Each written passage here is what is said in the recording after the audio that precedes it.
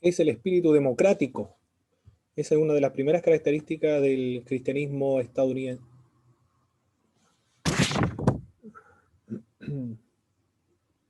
Sí, eso es el espíritu democrático. Y, y lo otro es la separación del Estado y de la Iglesia. Es muy importante también esa separación que debe existir entre la Iglesia y el Estado. El, el ensayista y novelista peruano, premio Nobel de Literatura, Mario Vargas Llosa, en su libro La civilización del espectáculo. En ese libro habla acerca de, de la pérdida del valor, del sentido, de la riqueza que proporciona el arte, la cultura, la música, en fin, en todas sus expresiones. Y entre ellas también dedica un capítulo para hablar o describir la religión. Él parece no es cristiano, no sé si será agnóstico o será ateo, pero él habla acerca de la necesidad y la importancia de la religión. Él se está refiriendo en realidad al cristianismo y principalmente a la religión católica apostólica romana, cuando habla acerca de la iglesia. Presenta las características negativas y positivas de la iglesia y está a favor del Estado laico y la importancia del laicismo y el secularismo, fundamental para que se mantenga la libertad y que la iglesia no influya en las políticas del Estado. Bueno, ahí podemos no estar de acuerdo, ¿eh? Cuando habla acerca del laicismo, secularismo, y que el cristianismo o la iglesia no se inmiscuya en asuntos del Estado. En un sentido, es una... Él no lo dice, pero yo lo escuché en una conferencia de clérigos, de religiosos, eran profesores todos, eran profesores de teología,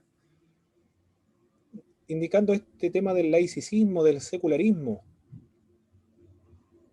este discurso de que la iglesia no debe inmiscuirse en asuntos del Estado o que no debe presentar su punto de vista o mucho menos imponer el punto de vista, imponérsela a la mayoría o a las minorías, no es legítimo, es arbitrario y, y ella debe reservarse para lo que es decir, él determina, bueno, no es él, no es Carballosa, sino que Vargas Llosa, sino que son los laicistas, los secularistas que han influido a los escritores, a los intelectuales también en el mundo, pero debe quedar reservado al mundo de lo privado, porque esa es su esencia, para eso existe, para la vida privada.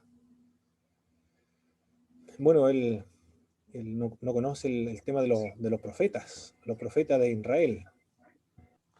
Eh, para ellos no conciben esta de lo privado y lo público. La religión no puede hacer esa división. Pero los clérigos y los profesores de teología en esa conferencia decían que ese discurso del laicismo, el secularismo, es una especie de una discriminación a los cristianos, porque la iglesia en definitiva es algo abstracto. La iglesia son cristianos, son personas, seres humanos, que tienen voluntades, tienen principios, tienen derecho a opinar. No, por supuesto, imponer, porque estamos en una sociedad democrática, por supuesto que se puede presentar su punto de vista, se pueden hacer declaraciones también públicas, como lo ha hecho los consejos de pastores, por ejemplo, en varias oportunidades, o algunas instituciones eclesiásticas también han presentado su opinión referente a diversos temas que, que se relacionan con la fe cristiana, que es incompatible con la fe cristiana, y nosotros podemos hacer esas declaraciones. Pero ellos dicen que no pueden ejercer influencia sobre la toma de decisiones en el Parlamento o influir sobre las leyes que se van a impartir en un país. Eso no lo pueden hacer los creyentes. Y en esa conferencia decía el orador, ¿y por qué no? Si los creyentes son parte de una sociedad, son ciudadanos también con los mismos derechos de todos los ciudadanos, no son ciudadanos de segunda clase. ¿Por qué no se puede dar una opinión? ¿Y por qué se le imputa esa mala intención de parte de los cristianos de imponer su punto de vista sobre la sociedad y las leyes? Si, como si nosotros no fuésemos los creyentes también parte de la sociedad y pareciera que se nos priva de ese derecho de presentar nuestro punto de vista o nuestra opinión. ¿Por qué todo el resto puede opinar sobre temas que van a afectar a todo un país del cual nosotros somos parte? ¿Y por qué nosotros no podemos tener una opinión también?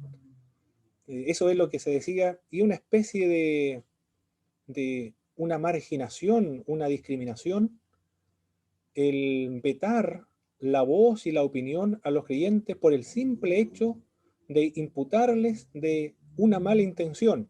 Y esa consiste en que los cristianos quieren imponerles su punto de vista a los otros. Si en la ley, todo en la ley, el Parlamento, ellos toman decisiones o se establecen leyes que van a afectar a todos los ciudadanos, por lo tanto, ¿por qué los creyentes no van a tener derecho también a opinar? Es una discusión esa muy, que viene de esta época antigua, de la época de la Reforma Protestante, y los primeros en levantar a hacer esta distinción, esta separación, fueron los anabaptistas. Todavía existen los anabaptistas. Los menonitas en Paraguay son muy fuertes, en Canadá, en Estados Unidos, muy fuertes. Aquí en Chile, una vez parece me dijeron en Valdivia, había un grupo, pero no estoy muy seguro. Pero aquí en Chile no existen las comunidades menonitas ni los cuáqueros tampoco. En una oportunidad hablé acerca de los cuáqueros, están para conocerlos o para investigar acerca de ellos solamente se encuentran en Estados Unidos, no están acá en Chile lamentablemente, porque es una tradición dentro del protestantismo también histórica, 500 años llevan estos grupos. Y el pastor me dijo, ¿en qué estamos? Me dijo el pastor de, de Lautaro, para fundar una. Bien. Los Amish serían en Estados Unidos también. Ellos son Serían parece que son los anabatistas. menonitas. Parece que son los menonitas, los cuáqueros. No estoy muy seguro. Me parece mucho que son los menonitas. Hermano Didier está diciendo, hay menonitas en Puerto Octay. Ah, mira, qué interesante. En Puerto Octay, son pacifistas, no hacen el servicio militar, no emplean armas, no hacen juramentos tampoco. Muy, muy hermosos estos grupos. Bueno, lamentablemente son muy exclusivistas. También muy, muy herméticos. No usan televisión, radio, celular, y no sé si pueden tener contacto con otros cristianos evangélicos. Parece que son como la IEP, igual es así, la IEP, no, entre los pastores no pueden tener amigos que sean de otras denominaciones evangélicas. Hermano, Sí, hermano Danay. los de Puerto Octay en realidad son bastante más tecnológicos, sí. Utilizan correo, utilizan WhatsApp, porque hay otras comunidades que se aíslan y no usan absolutamente nada de tecnología, pero ellos son diferentes, aunque proceden igual, son misioneros de Estados Unidos y ya llevan como 20 años acá en Chile, pero por lo menos han demostrado ser bastante diferentes. Yo igual me sorprendí cuando los conocí y venden libros bastante económicos. Mira, los menonitas en Puerto Octay.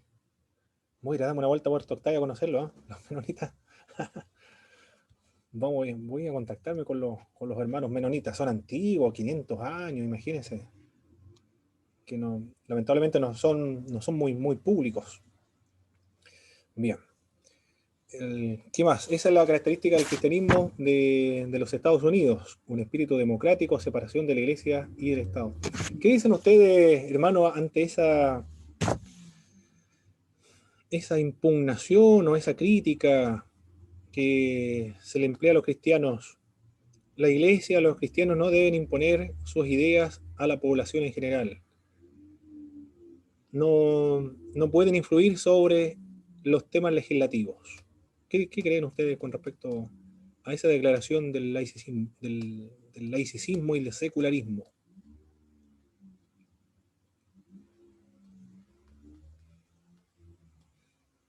Hermano David, hermano Dier, Christopher, Belén, Pastor Guillermo, Alexis, Macé, Danay, hermano Cristian igual.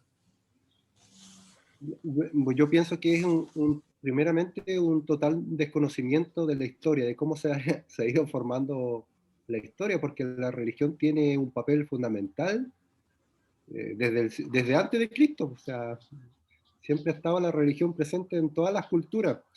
Y yo creo que es un concepto erróneo, egoísta, no sé qué mente mala, maquiavélica está ahí entre medio, porque hoy día no apoyamos, sino se apoyan causas que no tienen fundamento en nada. O sea, si nos dice que hay que apoyar que las vacas vuelan, vamos todos a apoyar que las vacas tienen que volar. O sea, sin fundamento, sin nada, solamente ideología, basada solamente en ideologías. Muy bien. Discriminador. Profesor, Muchas gracias, hermano Dier. Sí, hermano Alexis.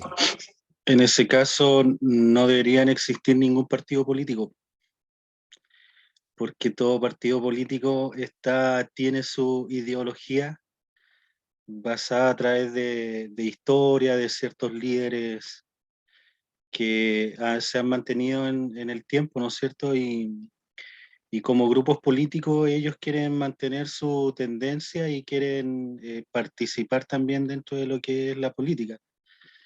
Y en ese caso nosotros no somos un partido político, pero sí somos un grupo de cristianos y que también tenemos derechos y nuestras costumbres, nuestra ideología, que ningún partido político puede imponer su idea. Y yo creo que ningún cristiano tampoco está para imponer su idea, pero sí para, ¿cómo podría colocar la palabra? Para dar frente a lo que uno cree. Muy bien, excelente. ¿Qué más? ¿Quién más tiene otra opinión acerca de esas expresiones de que la iglesia debe mantenerse en lo privado, no debe opinar sobre ni influir sobre los temas legislativos en un país? Hermano Pablo, Sí, hermano Cristian. bueno, yo no había escuchado esos nombres, no, hasta ahora que usted los nombra, no lo había escuchado. Muy bien. Son movimientos que están a nivel mundial, pero principalmente en Occidente. Se le llama a aquellos que tienen esa opinión de que la iglesia debe mantenerse aislado en lo privado, no debe influir sobre los temas legislativos. Y parece que también hay hermanos nuestros que se han dejado influir por las tesis y las hipótesis de los movimientos laicistas y de secularistas. Dicen, como hay separación entre la iglesia y el Estado, entre lo civil y lo religioso, por lo tanto, nosotros no debemos mantenernos y guardar silencio y no debemos hacer una declaración pública acerca de temas que nos competen, como por ejemplo de valores aquí en Chile, del matrimonio homosexual, porque eso pertenece al mundo civil. Nosotros somos cristianos, somos de otro mundo que el religioso. Y nosotros debemos expresar nuestro amor hacia nuestro prójimo, nuestro respeto hacia el prójimo, no nos debemos meter en la vida de la gente. Más o menos eso fue lo que se dice. Por lo tanto, se han opuesto a declaraciones de instituciones cristianas. La iglesia no debe escribir una declaración sobre qué opinamos acerca del matrimonio homosexual. Mejor mantengámonos en silencio porque pareciera que nos automarginamos a la vida privada solamente y que no debemos tener una opinión pública. Mano Pablo. Sí, Pastor Guillermo. Buenas noches, Mano Pablo. Bueno, estaba escuchando y yo creo que la iglesia nunca va a tener un color político, pero creo que sobre todo con los temas que estamos viendo hoy día, la Iglesia tiene que defender una causa, porque si no defendemos una causa, le vamos a entregar una mugre de país a nuestros niños que vienen después, y después ellos nos van a decir, y ustedes no hicieron nada. Entonces, yo creo que la Iglesia está para defender también una causa importante, sobre todo los valores fundamentales que tiene que ver con el matrimonio entre un hombre y una mujer, el tema de la eutanasia, el tema de la droga, que son cosas nosotros defendemos una causa, por ejemplo, el matrimonio entre un hombre y una mujer, tenemos que defender el tema de la vida que está por nacer, y también por la persona que ha sido afectada por una violación. Todo eso son temas importantes, Pablo. ¿Me escucha bien, hermano? ¿No? ¿Me escucha bien? Sí, se escucha bien, Pastor Guillermo. Sí, sí. Claro, y lo que va a ser igual hoy día, hermano Pablo, yo voy a hablar por mi zona, que donde yo estoy, yo pertenezco a la comuna de Corral, y me encuentro con la sorpresa de que tenemos gente metida dentro de la iglesia que tiene muchos aires de izquierda. Entonces es complicado el tema, ¿me entienden? Y la izquierda sabemos que en sí la izquierda chilena tiene harta inclinación a todo este tipo de cosas, ¿me entiendes? Sobre todo con el tema del matrimonio igualitario, el tema del aborto, la eutanasia, la legalización de la marihuana, la droga.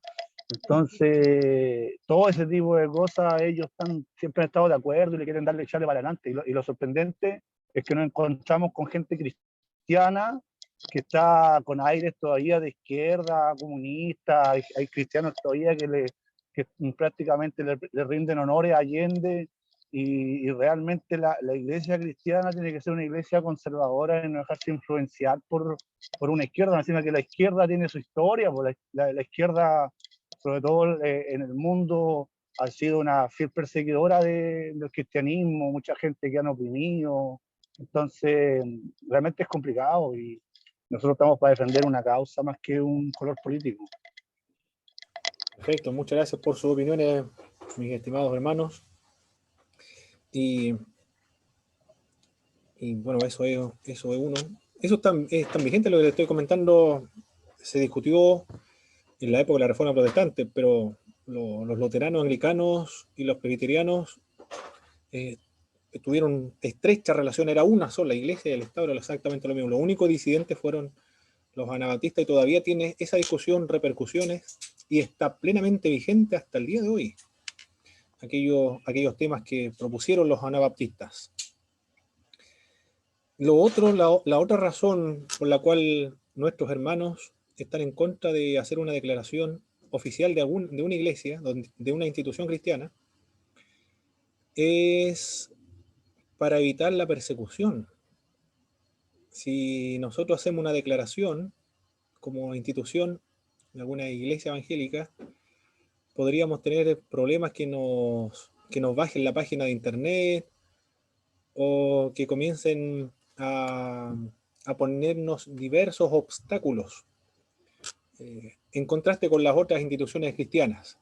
Es decir, no debemos opinar o presentar el punto de vista cristiano para evitar alguna eventual o posible o potencial persecución. Esa es la otra razón que dan los hermanos, increíble, hermanos nuestros, hermanos cristianos. Quedé sorprendido cuando escuché aquello. Bueno, son algunos, pero hay otra iglesia que sí hicieron declaraciones sobre temas como el matrimonio igualitario. Sí, hermano David. Iba a decir, igual es complejo como hacer declaraciones, porque tampoco la iglesia tiene como una unidad de pensamiento con respecto a estos temas, porque hay iglesias que aceptan el matrimonio gay, entonces es complejo. O sea, cuando se hace una declaración, yo creo que se hace una declaración defendiendo una institución más que el cristianismo en general, pues. Entonces es complicado, es difícil hoy en día que la iglesia tenga una sola línea de pensamiento con respecto a las cosas que suceden en la sociedad. Muy bien. Bueno, ahí se considera también eso, ¿eh? Sí, sí, es verdad. Para hacer declaraciones de iglesia evangélica, todas las denominaciones haciendo declaraciones. Claro, claro que sí. Muy bien. Pero hay algunos consejos pastores que han hecho declaraciones, ¿eh? Desde su institucionalidad, como agrupando ciertas iglesias. Bien, mis estimados hermanos, ya vimos esos temas que todavía se repiten y están vigentes permanentemente. Como dijo el Eclesiastés, el predicador o el Coelet, no hay nada nuevo debajo del sol. Lo que se discutió en aquella época se sigue discutiendo hasta el día de hoy. Bien, el individualismo también, la otra característica del cristianismo estadounidense, el denominacionalismo también, ¿eh? El individualismo. ¿A qué se refiere el individualismo? Esto surge con los protestantes de convertirse, aceptar personalmente uno la fe, principalmente los pietistas, los puritanos también, la fe viva, activa y personal. Y después con Moody, levante la mano. Bueno, aquí se está discutiendo quién fue el primero, si fue Moody o fue Charles Finney. El primero en decir, levante la mano y quién quiere aceptar a Jesucristo como su Señor y Salvador personal. Ahí está con esa expresión personal, está muy presente la característica del cristianismo estadounidense. El individualismo, el denominacionalismo también. Lamentablemente ahora ya están surgiendo, se está perdiendo en Centroamérica, ya se ha diluido las denominaciones, ya se ha perdido las denominaciones por esta nueva estructura que son las redes apostólicas. Acabó la red apostólica en Centroamérica con las grandes denominaciones, todavía persisten las denominaciones históricas, las antiguas. ¿Qué más? La religión por convicción en vez de por coerción es la otra característica. La competencia de la religión en los Estados Unidos como un mundo del mercado. Es decir, se trata de conquistar a la multitud por medio de diversos medios, estrategias. Se compitió, no se impone. Se gana o se conquista las almas de la gente o las personas, pero no como ocurría en Europa, que es por medio de la fuerza. Si el rey se hacía cristiano, católico, protestante, todos tenían que ser católico, protestante. En cambio acá, en los Estados Unidos de América, ya no hay ninguna imposición. Aquí están todas presentes las denominaciones y la que represente las mejores características en todas las áreas, entonces se puede unir a cualquiera de ellas. Como decía Luis Palau, mi mamá se convirtió con un tratado de Luis Palau, y Luis Palau después escribió una carta y decía, únase a una iglesia donde usted se sienta más cómoda. No recomendaba a los mormones, los testigos de Jehová, y tampoco recomendaba, aunque no son las doctrinas son tan erradas, dijo, tampoco a los adventistas del séptimo día. Pero la consideraba como dentro de una iglesia evangélica también, la adventista del séptimo día. Pero las mormones y los testigos de Jehová, no. A las otras, sí, se sentía cómoda. Eso decía Luis Palau. Y también un agudo sentido de obligación, es decir, cada miembro se comprometía con la fe y una extensa y celosa obra misionera. Esa es la característica del cristianismo estadounidense, una obra misionera extensa y celosa. También vimos los resultados del avivamiento wesleyano y el primer despertar en los Estados Unidos, las colonias norteamericanas. Se levantó una generación de dirigentes propensos al evangelio, florecieron sociedades misioneras, bíblicas, tratados de ayudas para esparcir el evangelio. Algunos sostienen que el avivamiento salvó a Inglaterra de lo que sucedió con la Revolución Francesa. Y bueno, esas son lo que ocurrió con el avivamiento o el gran despertar en las colonias norteamericanas. El segundo gran despertar será después, en la época de Charles Finney, de Moody también, y con Charles Spurgeon en Inglaterra, en Londres, en el Tabernáculo Metropolitano. Algunos lo consideran como el príncipe de los predicadores.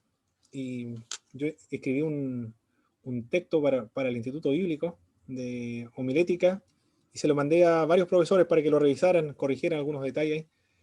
Y, y uno de ellos, que era presbiteriano, el pastor Osvaldo Fernández Giles, me dijo del príncipe de los predicadores que lo revisara, porque puede ser un gran predicador, un predicador de renombre, o un importante predicador, pero no príncipe de los predicadores. Eso fue lo que me comentó el pastor. Yo no sé por qué lo habrá dicho así. En todos los libros aparece como el príncipe de los predicadores. Quizá puede tener razón. Bien. Eso fue lo que vimos entonces en la clase anterior, y ahora tenemos que ver este otro tema. Profe, es que el príncipe de los predicadores es nuestro Señor Jesucristo. Puede ser eso, sí. Quizás le quita Yo creo que eso autoridad.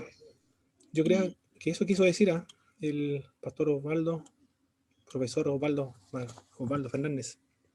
Sí, es muy un término muy de exaltación casi, ¿eh? Sí, puede ser. Bueno, eso Sí, yo yo creo creo que sí, igual, profe. sí, muy bien. El cristianismo europeo y continental. El cristianismo europeo, ¿eh? Vimos la clase anterior el cristianismo norteamericano. De allá provenimos nosotros, del cristianismo norteamericano. De allá vinieron los misioneros, por los cuales estamos muy agradecidos de los misioneros. Yo estoy muy agradecido de mis profesores, principalmente, porque todavía hasta el día de hoy siguen influyendo sobre las iglesias latinoamericanas. El ISUM, por ejemplo, fundado por David Graham, 1974 fundó David Graham el ISUM, donde ha preparado una multitud de pastores latinoamericanos de todas las iglesias evangélicas en América Latina. Extraordinaria labor. Todavía siguen influyendo. O las otras instituciones. Dallas, por ejemplo, el seminario de Dallas todavía sigue preparando a personas latinoamericanas bajo costo, dando el doctorado Midwestern también de los bautistas. Dallas es interdenominacional, dispensacionalista la teología, y Midwestern es bautista, los bautistas del sur. Siguen trabajando y preparando a gente latinoamericana y becados con un porcentaje de recursos muy importante. Se puede pagar esos costos. Por lo tanto, siguen influyendo. Pero el agradecimiento principalmente de las iglesias de los Estados Unidos es porque son conservadoras estas congregaciones. No son especulativas, no son filosóficas, no son teóricas, sino que hablan acerca de la experiencia personal con el Señor Jesucristo, la conversión. Son pietistas, tienen influencias pietistas, místicas, influencias puritanas, del conservadurismo. No son de estos movimientos católicos, por ejemplo, de la teología de la liberación o del cristianismo europeo, de la teología racionalista o liberal, sino que es un mensaje bíblico, evangélico, cristocéntrico, que satisface las necesidades espirituales para la gente de América Latina, gente común y corriente, sencilla, que no son gente intelectuales, sino común y corriente, que el mensaje es un mensaje muy sencillo. Por eso que ha crecido la iglesia evangélica. O si hubiesen venido los racionalistas, los liberales, hubiesen alcanzado solamente las clases cultas, los intelectuales del país. Y así fue la historia de la iglesia en Chile. Los luteranos predicaban a los luteranos de habla inglesa, todo alemán. Ocurrió también los presbiterianos a lo que eran de la iglesia presbiteriana, pero en inglés. La anglicana ocurría lo mismo en inglés. Y la iglesia católica romana estaba haciendo su liturgia en latín. Nadie entendía absolutamente nada lo que se predicaba, el contenido del cristianismo. Bueno, Juan Canut de Bonn fue enviado por los metodistas, no me acuerdo el misionero que enviaba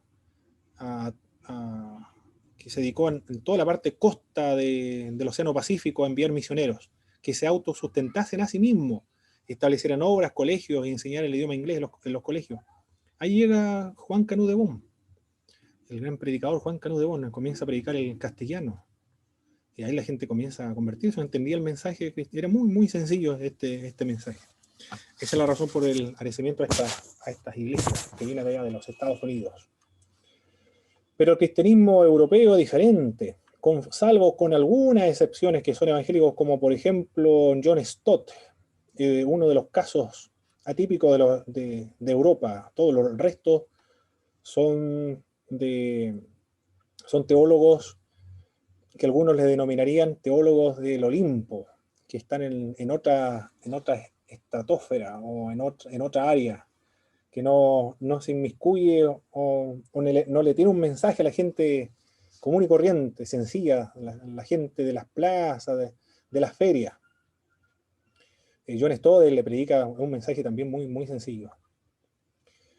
Pero la razón fue porque Europa hasta el día de hoy, de hecho los que escriben, los de España, la forma de escribir es muy, muy diferente a los de Estados Unidos.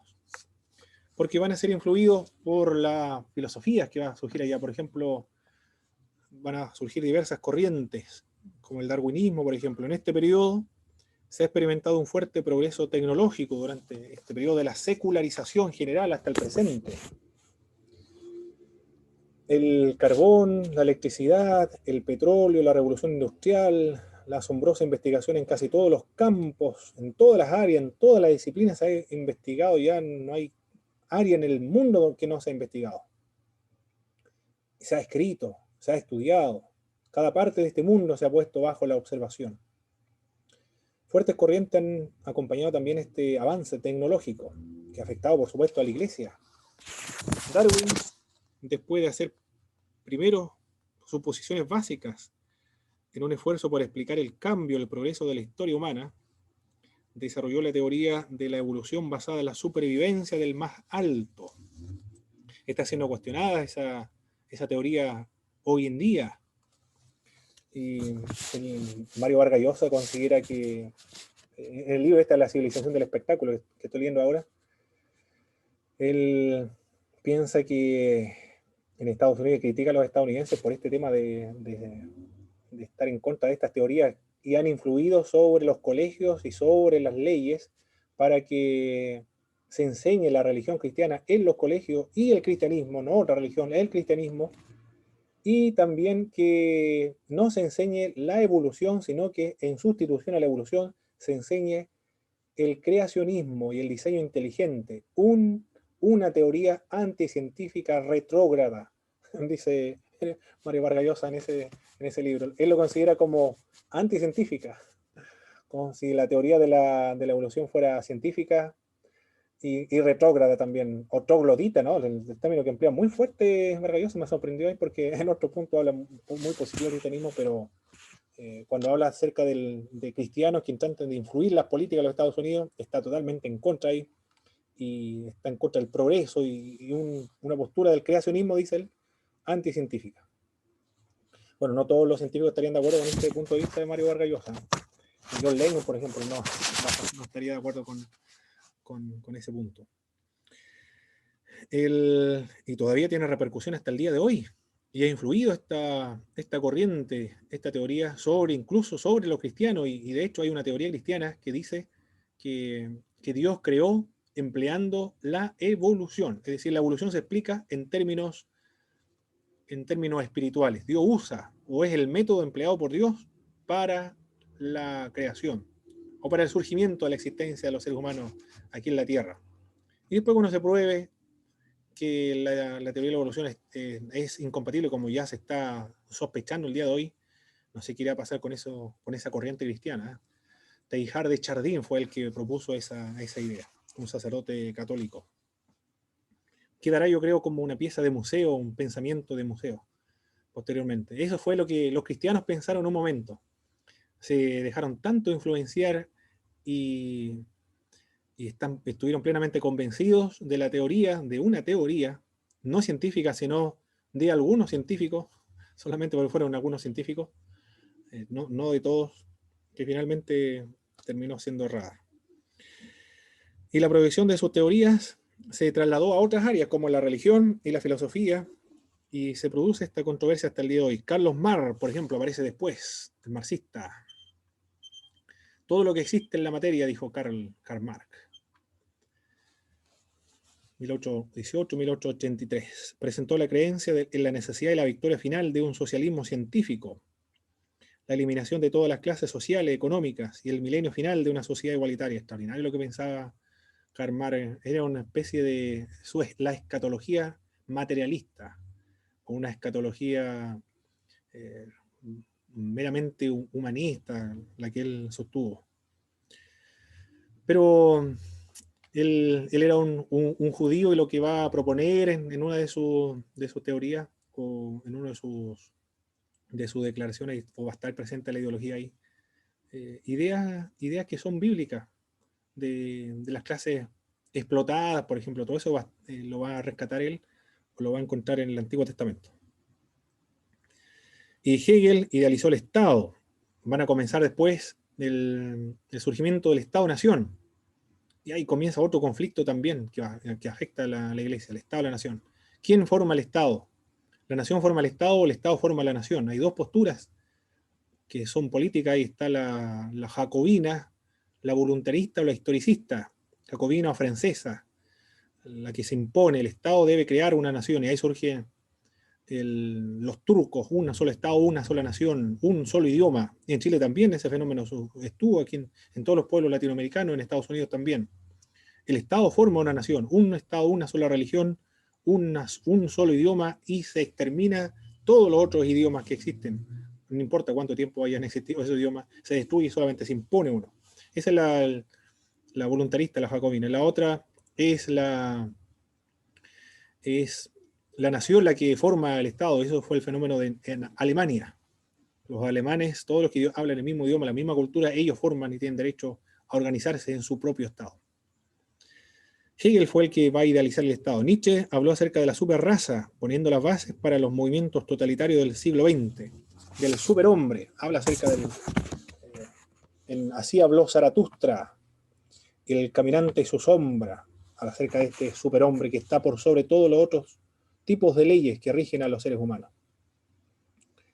El Imperio Alemán se fundó en 1870, Italia se unificó, Francia se convirtió en república, y por otra parte, en los Estados Unidos, las colonias americanas se convirtieron en repúblicas independientes. Eso sucedía en una parte de Europa, y por otra parte, China, Japón y el Oriente se abrieron a la cultura occidental.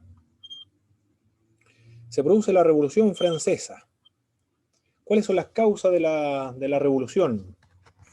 Una de estas causas fue la represión del Estado y también de la Iglesia. La Iglesia era, como ocurría en tiempos antiguos, cuando el Papa gobernaba el mundo. No, el mundo occidental, en realidad. No gobernaba todo el mundo, solamente el occidente. La Iglesia también va a ejercer control antes de la época de la Revolución Francesa. La corrupción y el lujo en los altos puestos de la Iglesia y el Estado contrasta grandemente con la necesidad y sufrimiento también de las clases bajas. En Francia la Iglesia poseía casi la mitad de las tierras de aquella nación. El 50%, o casi el 50% de las tierras de Francia eran patrimonio de la Iglesia Católica Apostólica Romana. No de la Iglesia, sino de la Iglesia Católica Apostólica Romana.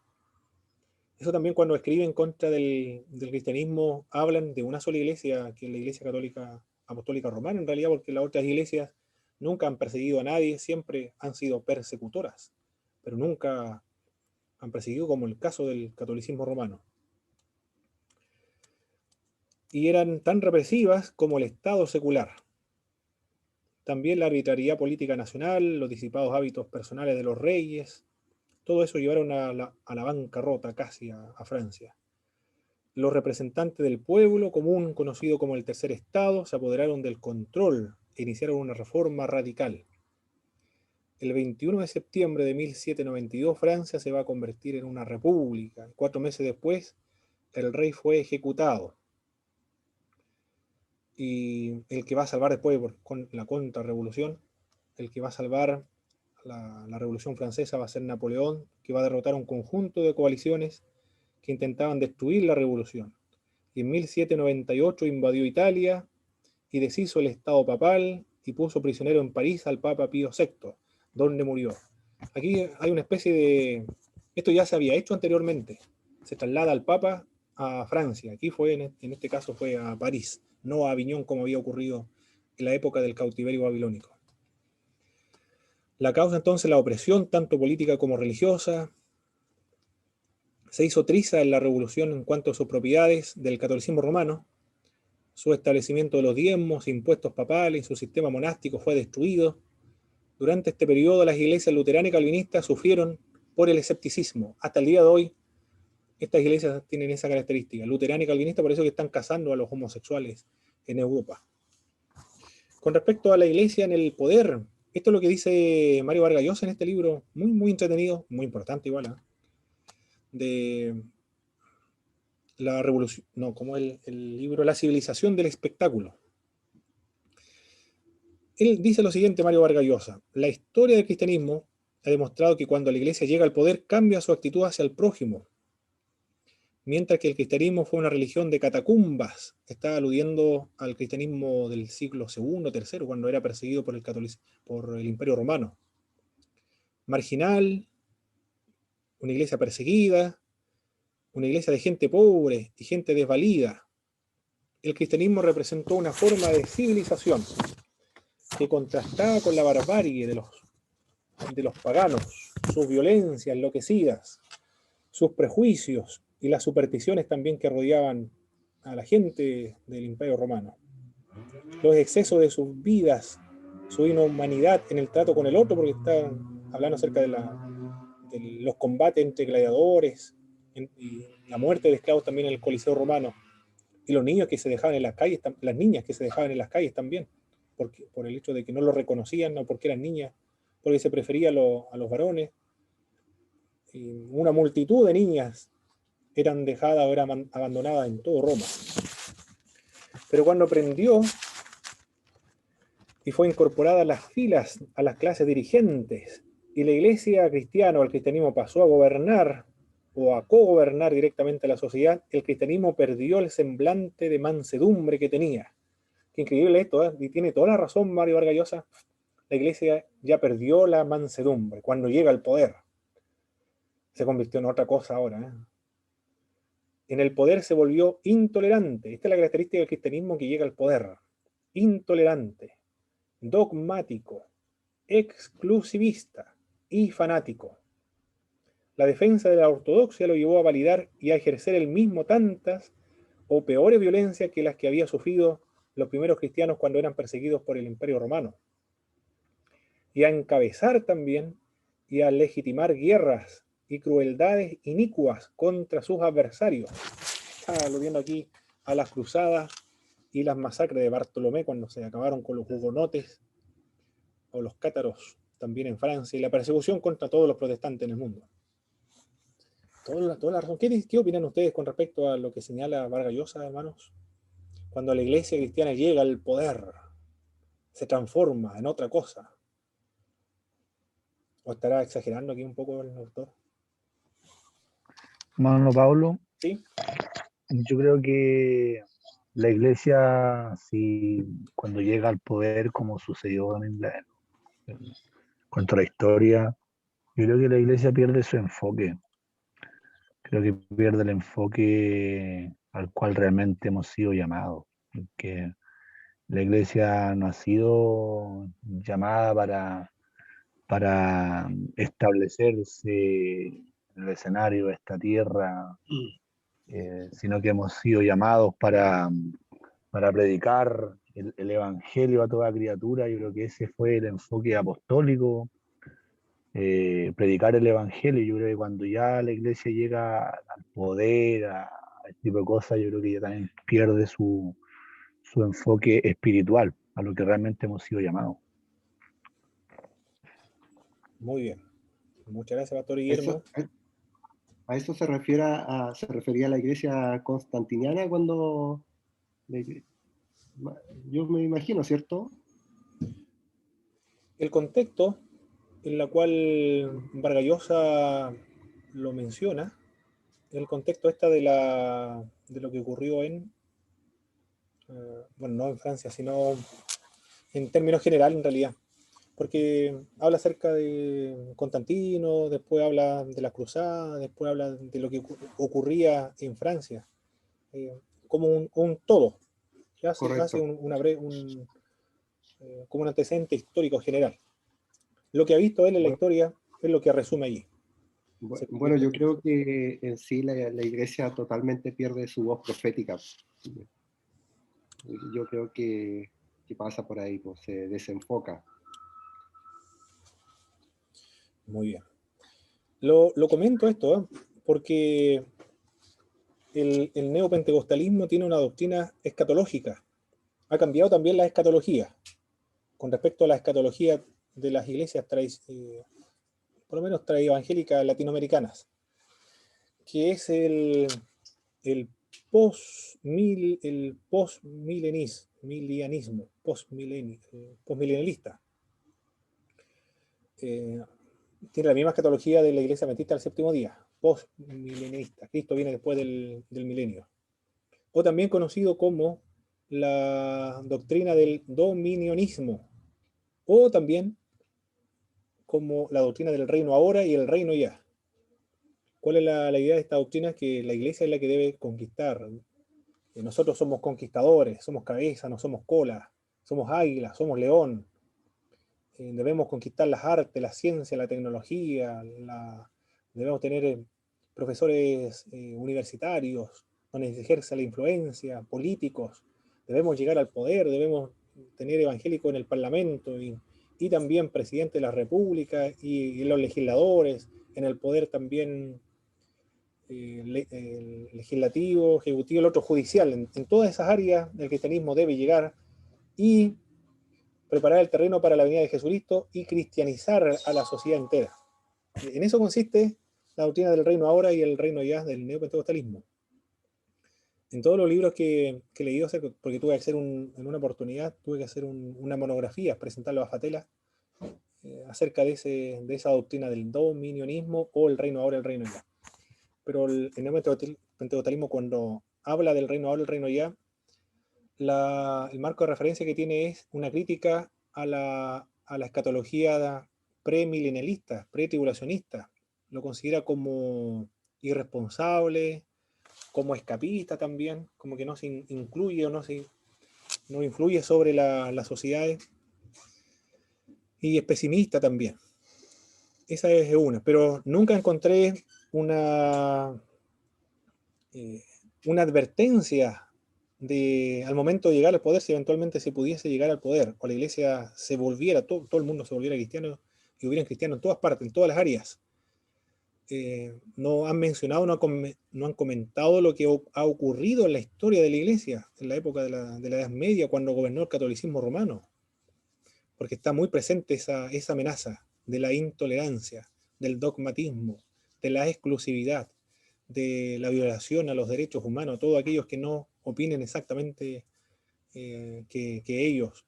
Se privilegia una sola confesión, una sola fe, en perjuicio de todas las otras, entonces ya se pierde la libertad.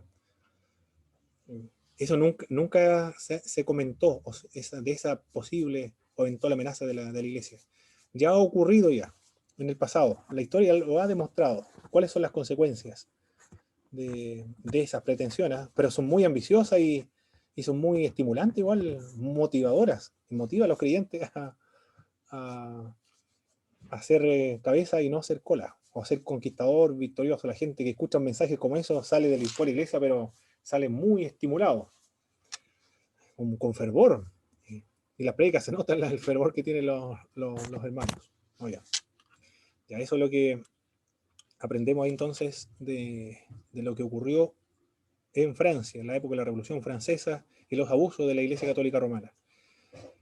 Continúa el conflicto. En 1870 Prusia declaró la guerra a Francia, la victoria trajo organización a la moderna Alemania. Durante este periodo la Iglesia Católica ganó prestigio al denunciar los excesos de la Revolución Francesa. Ahora la Iglesia, cuando no está en el poder y cuando se encuentra en la situación de perseguida, entonces ahora ha recuperado su rol profético, de denunciar los excesos de la Revolución Francesa. Pero cuando estaba en el poder no denunciaba ningún exceso que ellos cometían frente al resto de la población. Eso es lo paradójico de la iglesia cristiana, del catolicismo romano también. Cuando nos perseguía, Y eso sí, hermano es David. igual lo que la gente a nosotros nos es igual, o sea, las personas que son cristianas también nos enrostran en la cara, y que hoy día nosotros queremos ser escuchados, pero también nos cansamos de oprimir y de obligar a la gente a vivir nuestra fe. Entonces ahí, igual como que te dejan en jaque. Exactamente. Bueno, eso ha ocurrido, eso es la verdad. Están aludiendo a eventos que ocurrieron históricamente. Hay un libro que escribió un colombiano, la prostituta de Roma, con otro término mucho más fuerte, ¿eh?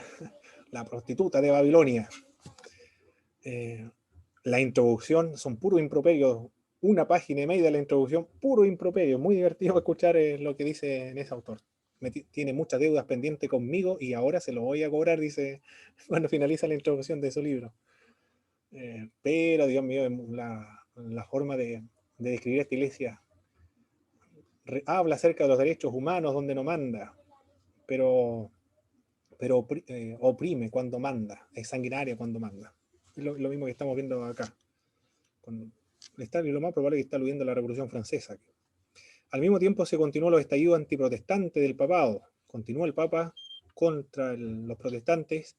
El luteranismo en el siglo XIX, en Prusia comenzaron los diálogos con la Iglesia reformada para la unión, y esta se dio a efecto en el año 1817. En Prusia, la Iglesia de la Reformada se une con los luteranos. Bueno, no todos están de acuerdo como siempre, y después formaron los luteranos otra iglesia. Durante este periodo se afectó profundamente en Ginebra, Francia y los Países Bajos. En el año 1816, Pío VII denunció las sociedades bíblicas como instrumentos diabólicos para socavar la religión. Así criticaban los papas a nuestros hermanos de las sociedades bíblicas en el mundo, como instrumentos del diablo. En mayo de 1824, León II se publicó conceptos similares y llamó sus traducciones, o las traducciones de la sociedad bíblica, como el Evangelio del Diablo, el vocablo que empleaban los papas. Y algunos hermanos nuestros también, de los más ultra fundamentalistas también, ¿eh? Todos los que no opinen igual que ellos son todos del diablo. La Coca-Cola es del diablo, la oscuridad del diablo, todo es del diablo, la que no usan corbata es del diablo, bueno, todo. En fin, se me ocurre alguna, nunca he escuchado eso, diablo. estoy exagerando, ¿eh? La parca negra es del diablo porque es oscura como el diablo. Hermano Alexis, ¿decía algo? Disculpe. No, que al televisor, no sé si le decían el cajón o la cabeza del diablo. Muy bien. El cajón del diablo, perfecto. El cajón del diablo. Hermano, le escribí la respuesta de las preguntas que me hicieron en clase de historia eclesiástica. ¿Lo leyeron o no?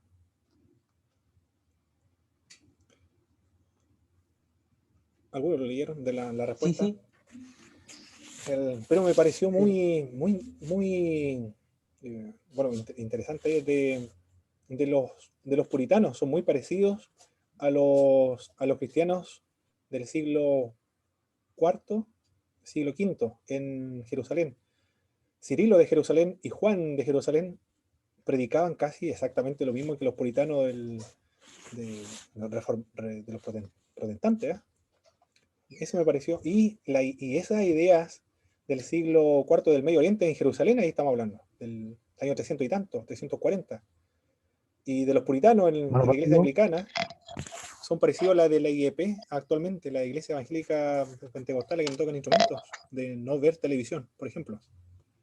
Sí, pastor. Bueno, Pablo, hay libros relacionados con los puritanos que realmente a mí me ha llamado bastante la atención de ellos, porque bueno, yo de repente escucho predicaciones de Paul Washer, que es un bautista, y menciona bastante a los puritanos, sus escritos, su forma.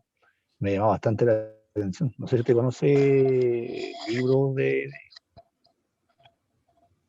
En Neuma Literatura y en Legado Libros, en Logos también, están publicando, promocionando venta de literatura que es del mundo de los puritanos.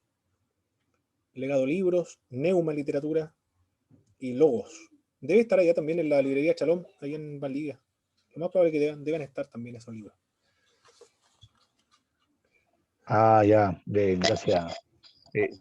También me llamó bastante la atención sobre los cristianos ortodoxos y he estado revisando videos porque no se encuentran libros. Yo he buscado libros acá en la librería y no hay de ellos.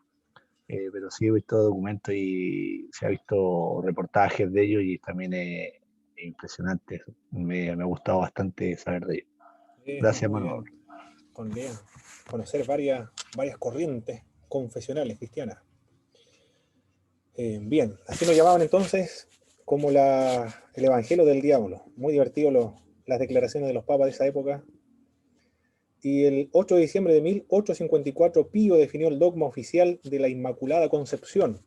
1854. ¿A qué se refiere la idea de la Inmaculada Concepción? Cuando Cristo fue concebido en el vientre de María, lo había escuchado así, de uno que había estudiado en el seminario, fue extirpada su naturaleza pecaminosa de María, para que fuera concebido Cristo ahí, de modo que cuando Cristo extrajera la naturaleza humana de María, no extrajera la condición pecaminosa.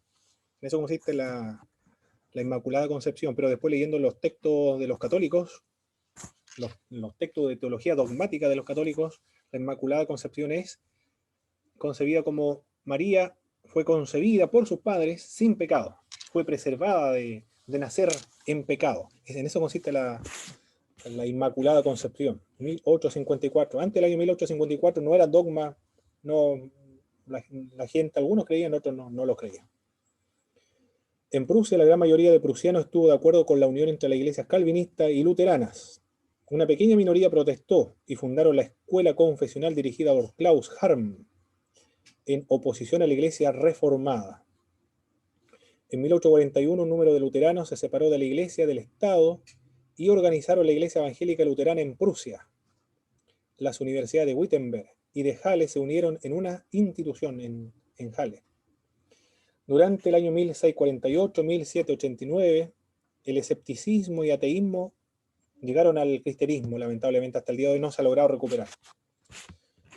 Las filosofías que van a influenciar el racionalismo, el liberalismo teológico van a ser filósofos como Immanuel Kant, con su libro Crítica de la Razón Pura, el más difundido, pero también hay otro libro que da la posibilidad de conocer a Dios por medio de la subjetividad, pero en ese libro Crítica de la Razón Pura no hay ninguna posibilidad de conocer a Dios por medio de los elementos racionales u objetivos.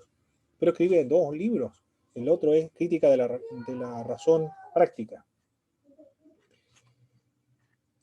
También es Schleiermacher, otro que va a influir en la teología liberal o racionalista.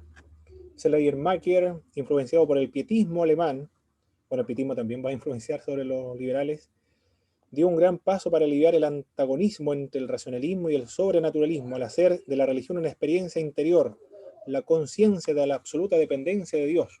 Muy subjetiva, lo que yo sienta, eso es la verdad, decía Friedrich Schleiermacher. En Ginebra, esto ya es terrible lo que ocurrió en Ginebra, la ciudad donde Juan Calvino llevó a cabo la reforma y donde ganó un debate con los católicos, por eso es que se vuelve católico, protestante Ginebra. En Ginebra el clero rehusó a ordenar candidatos en el año 1817, si ellos creían las mismas cosas en que creía Juan Calvino. ¿Cuáles son estas?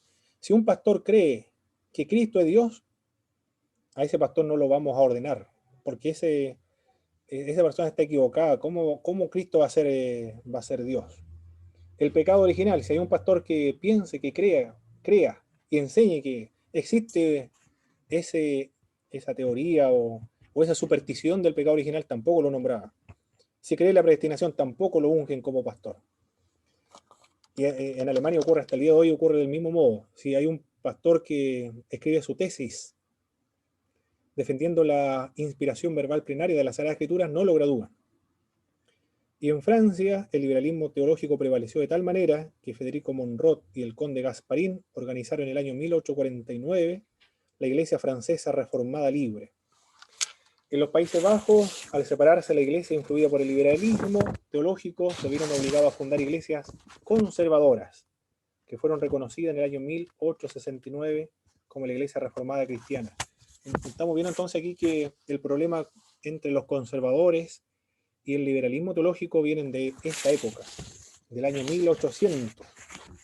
Un poco después de la primera Junta Nacional de Gobierno aquí en Chile, ya estaba en boga, o ya existía esta discusión entre conservadores y racionalistas. Muy bien, mis estimados hermanos, eso es lo que teníamos que ver en esta clase. Ahora vamos a escuchar la disertación. ¿Quién disertaba? Hoy día estamos a 15 de junio. A ver, hermano Alexis Macé y hermano David Muñoz. Vamos a escuchar entonces a los hermanos. No tenemos segunda parte, hermano, porque la segunda parte corresponde al examen. Ya los exámenes los envié. No sé si me lo han enviado a mi correo.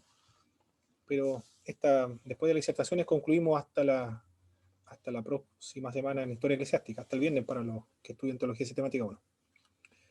Muy bien, hermano Alexis, entonces, primero. Sí, profe, ¿el examen es antes de las 12 o es hasta mañana? Puede ser, hasta mañana, no hay problema. ¿Sí? No, mañana ya. corresponde, en la malla curricular, mañana corresponde el examen. ¿O no? A ver. No, hoy día. Es que como juntamos ambas clases, clase 5 y 6 lo juntamos en un día. Pero mañana no hay problema, hermano Alexis. Para Ya. que no estén estresados y puedan dormir tranquilos esta noche. Gracias, profesor. Muy bien. Está buena esa, hermano. Tengo un Power, profe. Lo puede compartir automáticamente, ya está programado para cualquier hermano. Ya. Cuando necesite presentar, lo presenta. Ya no hay necesidad de autorizar comandos. Ya. Ok.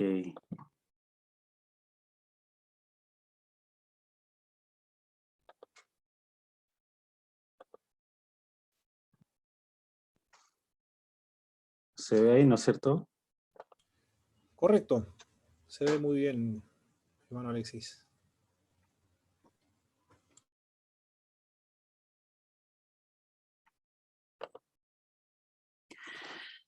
Ya, hermanos. Bueno, muy buenas tardes a todos. Dios les bendiga. A mí me toca disertar acerca del libro La Era de los Mártires de Justo González. Y el título es La vida cristiana.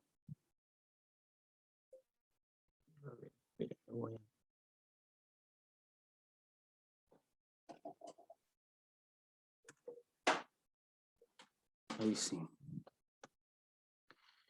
En la época de Marco Aurelio, un autor erudito de quien solo se sabe que se llamaba Celso, compuso contra los cristianos un tratado que se llamaba La Palabra Verdadera. Allí Celso expresa el sentimiento de quienes como él se consideraban sabios y refinados. El pagano Celso acusa a los cristianos de ser gentes ignorantes, cuya propaganda tenía lugar no en la escuela ni en los aforos, sino en la cocina, en los talleres y en las talabarterías. Los sabios entre los cristianos eran la excepción más bien que la regla. Desde el punto de vista de paganos cultos, tales como Tácito, Cornelio y Marco Aurelio, los cristianos eran una gentuza despreciable, sin educación y ni cultura. En esto no se equivocaban los paganos, pues todo parece indicar que la mayoría de los cristianos de los primeros siglos pertenecían a la clase más baja de la sociedad. El apóstol Pablo, que parece haber pertenecido a una clase social más elevada, dice sin embargo que la mayoría de los cristianos en Corinto eran gente ignorante, carente de poder y de linaje oscuro. En su mayoría los cristianos, eran esclavos, carpinteros, albañiles y herreros. Entre la ocupación de los cristianos está lo que mencionaba recién, que algunos eran carpinteros, albañiles, herreros y esclavos. Pocos eran los cristianos que pertenecían a la clase más alta de la sociedad. Todo esto no ha de hacernos despreciar la perspectiva de los cristianos comunes.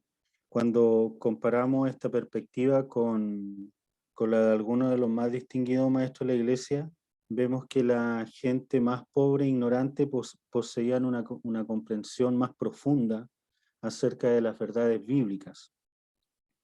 Los grandes defensores del cristianismo del primer siglo se esforzaban por mostrarle a las autoridades que su fe no se oponía a la política imperial, pero hay algunos indicios de que el común de los cristianos sí sabía que existía un conflicto insoluble entre los propósitos del imperio y los propósitos de Dios. Y cuando estos cristianos se le llevaba ante las autoridades imperiales, los confronta negando a reconocer la autoridad del emperador y refiriéndose a Cristo como mi Señor, de los reyes y de todas las naciones.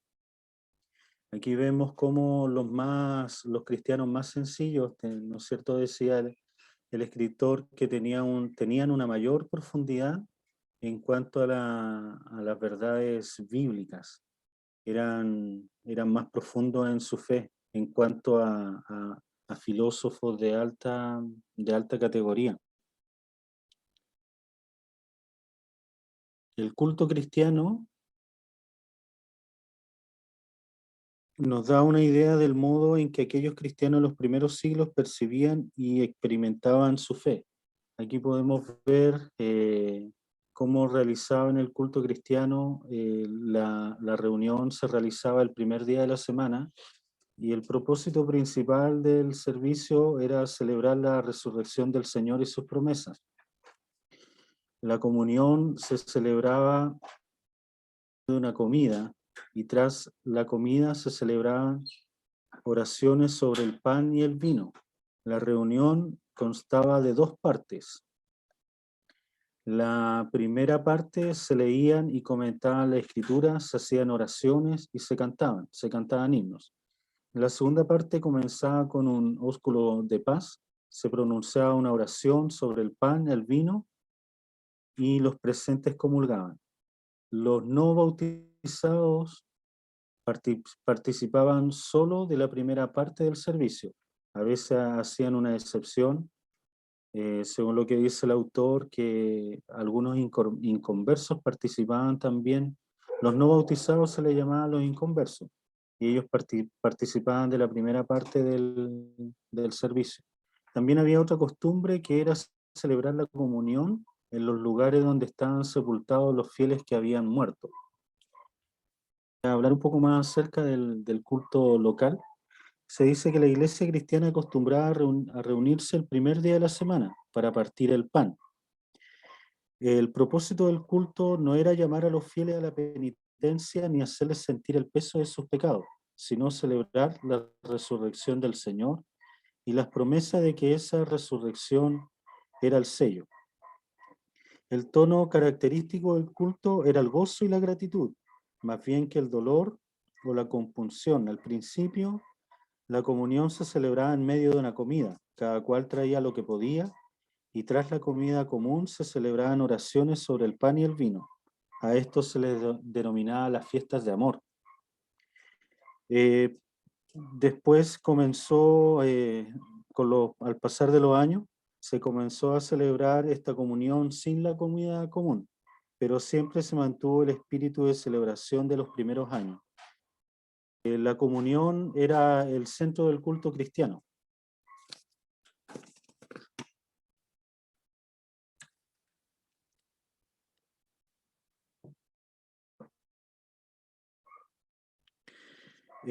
Bueno, como mencionaba, el culto, el servicio se realizaba en dos partes. ¿Ya? Era para recordar los actos salvíficos de Dios y se invocaba la acción del Espíritu Santo sobre el pan y el vino. Los presentes comulgaban y se despedían con la bendición. Los que venían de otras congregaciones podían participar libremente siempre y cuando estuvieran bautizados.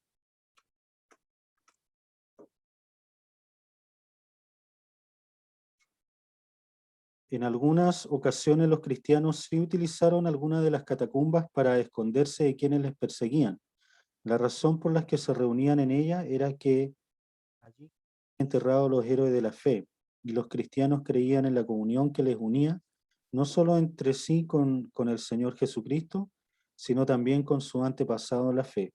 Esto era particularmente cierto en el caso de los mártires, pues por lo menos a partir del siglo II existía la costumbre de reunirse junto a sus tumbas en el aniversario de su muerte para celebrar la comunión. Este es el origen de la celebración de la fiesta de los santos, que por lo general se referían no a los natalicios, sino a la fecha de los martirios.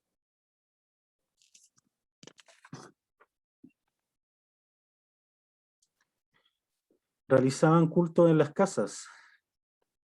Los cristianos se reunían en casas particulares, y algunas de estas casas fueron dedicadas exclusivamente al culto divino. Entre los más antiguos templos cristianos que se conserva es el de Dura Europo, antes del año 156, y que parece haber sido una casa particular convertida en una iglesia, es lo que indica el autor. En cuanto al bautismo, habían conversos del judaísmo y a estos se les bautizaba de forma inmediata. ¿Por qué se les bautizaba de forma inmediata? Porque ellos tenían un poco más de conocimiento acerca del Evangelio. Y también habían conversos de los gentiles, y en ellos había un periodo de preparación y de prueba antes del bautismo. Este periodo es llamado el catecumenado, que a principios del siglo III duraba cerca de 3 años esta preparación, y durante este tiempo el catecúmeno recibía instrucción acerca de la doctrina cristiana y trataba de dar muestras en su vida diaria de la firmeza de su fe.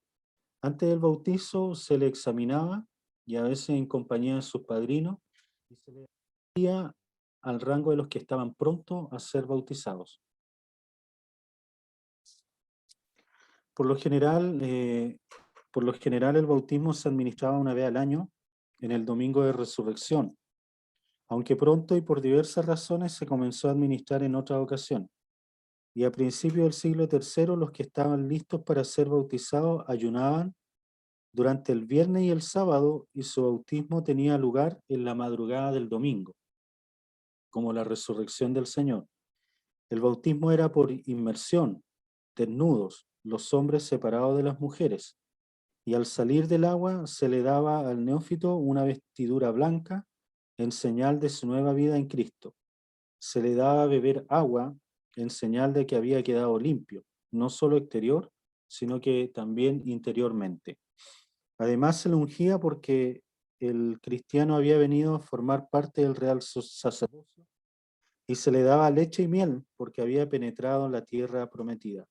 Después todos marchaban junto a la iglesia, donde el neófito participaba por primera vez del culto cristiano en toda su plenitud, es decir, de la comunión. Por lo general, el bautismo era por inmersión.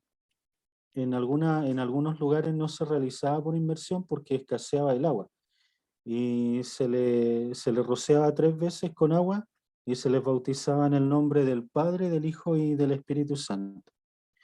En cuanto a si la iglesia primitiva bautizaba niños o no, el autor indica que los eruditos no han logrado ponerse de acuerdo en este tema. Y en el siglo III hay indicios claros de que los hijos de padres cristianos eran bautizados desde niños. En cuanto a la organización de la iglesia, podemos mencionar que estaban los obispos y los diáconos. Algunos historiadores, sobre todo católicos, han pretendido que esta jerarquía tripartita se remonta a los orígenes mismos de la iglesia.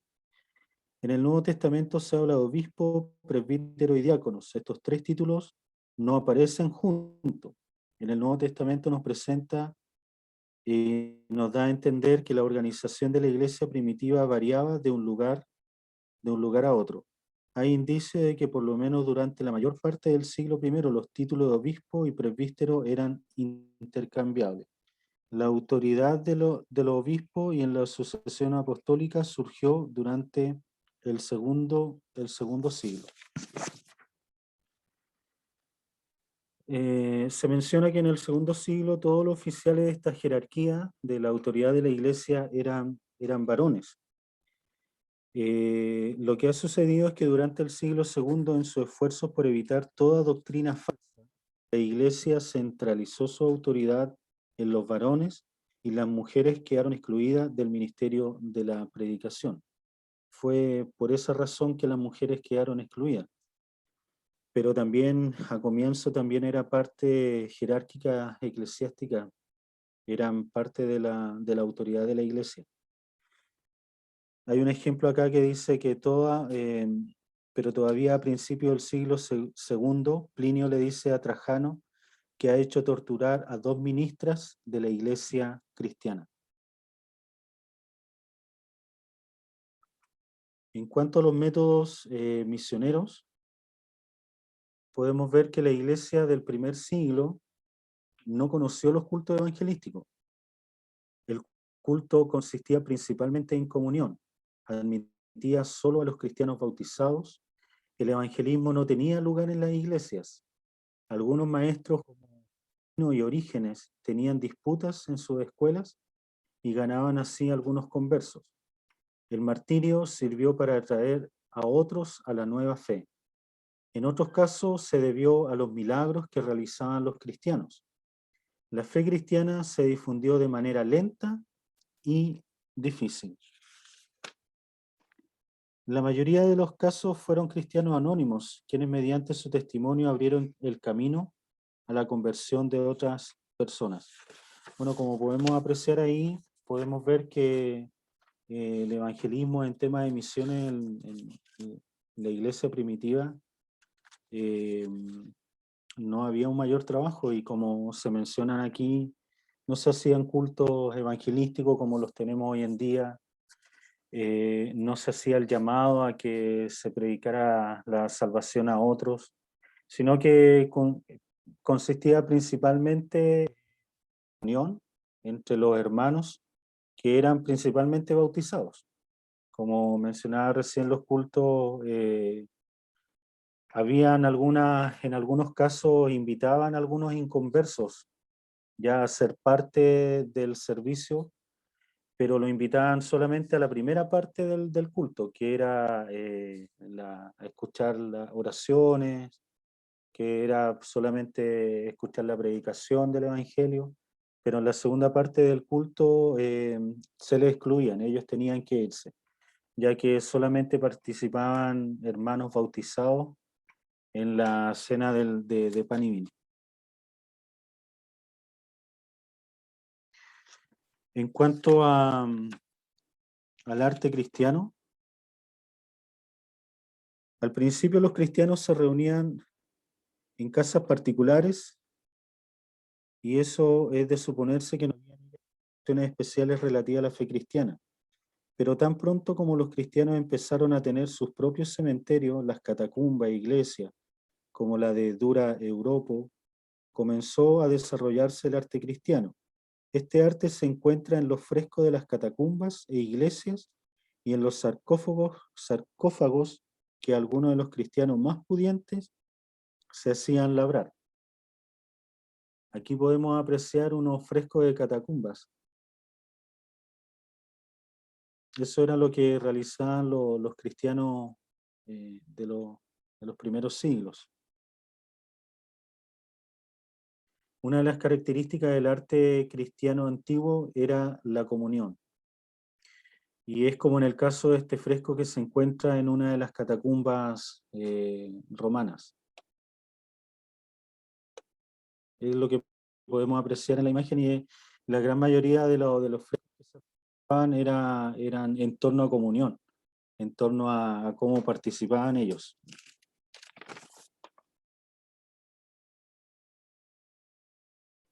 Y por último, podemos apreciar acá el símbolo cristiano, que este símbolo es este pez es uno de los símbolos cristianos más antiguos. Su significado se deriva de la palabra griega ixis, que quiere decir pez, y cuyas letras son las iniciales de la frase Jesucristo, Hijo de Dios, Salvador.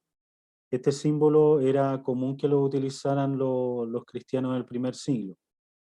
Incluso era cuando eran perseguidos, comúnmente utilizaban este símbolo porque habían muchos que no conocían de lo que significaba. Y como sale la palabra griega ixi, que ellos denominan, que se refiere a Jesucristo, Hijo de Dios, nuestro Salvador. Y como conclusión, la iglesia cristiana antigua estaba formada en su mayoría por gente humilde, para quienes el hecho de haber sido adoptados como heredero del Rey de Reyes era motivo de gran regocijo. Esto puede verse en su arte y en muchas manifestaciones. La vida cotidiana de tales cristianos se desenvolvía en la penumbra rutinaria en que viven los pobres de todas las sociedades, pero aquellos cristianos vivían en la esperanza de una nueva luz que vendría a suplantar la luz injusta e idólatra de la sociedad en que vivían. Esa ha sido mi presentación, profesor. Perfecto, hermano Alexis, muchas gracias. ¿Alguna opinión con respecto al autor del libro? No, destaco entre las fortalezas, destaco, bueno, la información que entrega es bien explícita. Trata de informarnos harto acerca del arte cristiano, acerca de los cultos que en otros libros no lo había leído, sino que siempre lo leía como una información general, y que también hay algunas cosas que hoy en día la iglesia todavía la mantiene, la estructura del culto, el estudio para aquellos que van a ser bautizados también. Yo pensé que esas cosas eran algo que se iban inventando con el tiempo, ¿no es cierto? Pero nunca había leído que era parte de los primeros siglos de la historia de la iglesia cristiana. Y bueno, no comparto con el autor, la verdad es que no compartir con el autor, la verdad es que no. Es muy, muy estudioso el autor, sabemos que tiene muchos libros, Justo González.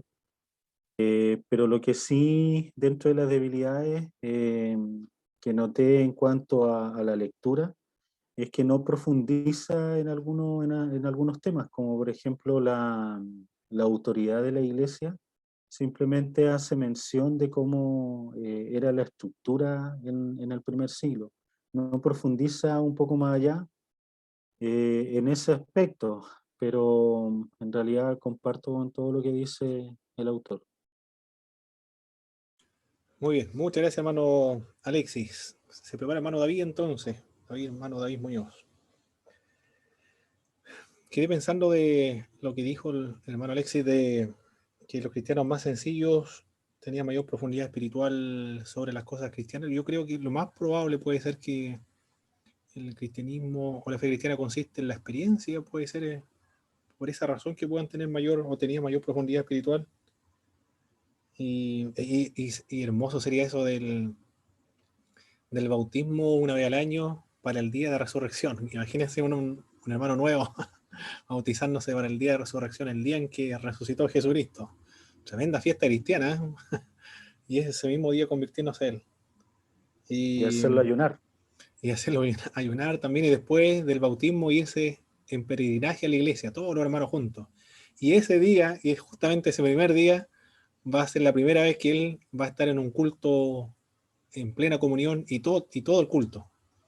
Va a recibir su primera comunión. ¿No? Debe haber sido, pero algo extraordinario. Esperar 3 años para eso, para ese momento. Debe haber sido muy, muy emocionante. Y lo otro de la ministra, 2 ministras que murieron durante la época de Trajano, ¿eh? No lo había leído, esa parte lo había leído, pero no había. Pasé de largo cuando escuché de las ministras, ¿eh? Lo pasé de largo, la verdad, no lo consideré. O no advertí ese dato que entrega Justo González. Pero nos está indicando ahí entonces que existían personas que eran predicadoras o ministras, ministras, sin el pleno sentido de la palabra, pastoras, habían pastora o predicador, no sé cómo le ministra, ya es el término que usa Justo González, ministra, que quedaron en la historia como mártires para la iglesia. Muy bien. Hermano David, entonces vamos a escuchar ahora.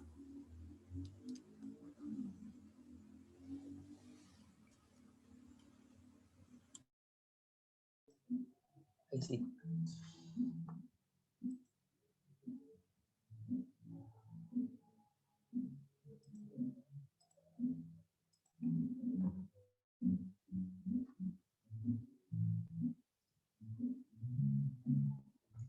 Ya. ¿Se escucha bien, hermano, o no?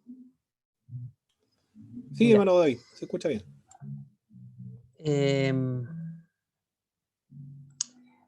Lo que hoy día me toca comentar es igual un libro de Justo González, La historia del cristianismo. Vamos a comentar las páginas 151 y 162, que habla acerca de la reacción monástica. Para que nos contextualicemos más o menos de qué es lo que se va a hablar, el autor empieza también señalando esto, y él comienza, ¿cierto?, con el periodo de, ¿cierto?, en el año 400, en el siglo IV, menciona que la paz de Constantino trajo diversas consecuencias a la iglesia, y una de las, nombra varias consecuencias, y una de las consecuencias fue que el nombre dice que la puerta estrecha ahora era muy ancha, y se refiere a este versículo bíblico de que los hijos de Dios, ¿cierto?, eligen el camino angosto. ¿Qué es lo que sucedió? Como vino la paz y la religión cristiana pasó a ser oficial, entonces mucha gente empezó a entrar dentro de la iglesia, y ya no era esta puerta angosta que muy poco entraban, sino ya era una puerta muy amplia donde todo el mundo podía entrar dentro y podía ser parte del cristianismo. Entonces, esto produjo de que muchos cristianos que se nombraban cristianos empezaron a tener una fe muy liviana. También otro factor, otra consecuencia fue que muchos no tenían ni idea del significado del bautismo o de la fe cristiana. Mucha gente se hicieron parte de la iglesia, pero sin un profundo deseo de servir a Cristo. Por lo tanto, entonces no tenían mucha idea o conocimiento acerca de qué se trataba la fe cristiana o de qué se trataba el bautismo. Era como la moda del momento. Entonces, y otra consecuencia también es que los líderes empezaron a competir en posiciones de poder. Ya los líderes eclesiásticos de la iglesia empezaron a tener mayor autoridad y poder y empezaron a competir entre ellos. Entonces, todas estas consecuencias produjo que naciera el movimiento monástico, ¿ya? Y así comienzan los orígenes, ¿cierto? Los orígenes del movimiento monástico, hay una característica que surge dentro de la iglesia y otra fuera de la iglesia, ¿ya? Dentro de la iglesia nace el movimiento monástico porque los monásticos se empezaron a nutrir de las palabras del apóstol Pablo cuando se refiere de que el hombre es mejor que esté solo. Ellos tomaron esa idea y pensaron, claro, si yo no contraigo matrimonio voy a tener mucho más tiempo para poder servir a Dios y no voy a tener distracciones. Por eso ellos no buscaban casarse, y también ellos debían dar testimonio del reino de Dios. Entonces ellos tenían la idea de que en el reino de Dios no va a haber matrimonio, no va a haber vida matrimonial, por lo tanto entonces ellos decían, si en el reino de Dios no hay vida matrimonial, ¿para qué yo voy a tener una vida matrimonial acá? Llegaban a esas ideas, y también tenían la idea de que Cristo venía pronto, entonces ellos no iban a perder el tiempo en buscar como los propósitos de ese tiempo como sociedad, de quizás no sé cuáles eran sus ideales como sociedad, pero ellos, como Cristo venía pronto, no tenía sentido preocuparse de las cosas materiales de ese tiempo. Todas esas ideas de los monásticos surgieron dentro de la iglesia, propiamente tal de ellos, y también yo creo de su comprensión de la palabra de Dios. Y también tenían ideas que eran fuera de la iglesia, ¿ya? Y una de esas fue la filosofía clásica, ¿ya? Y que el autor lo explica y dice que sostenían que el cuerpo era la prisión o el sepulcro del alma, y que ésta no podía ser verdaderamente libre, sino en cuanto se sobrepusiera a las limitaciones de aquel.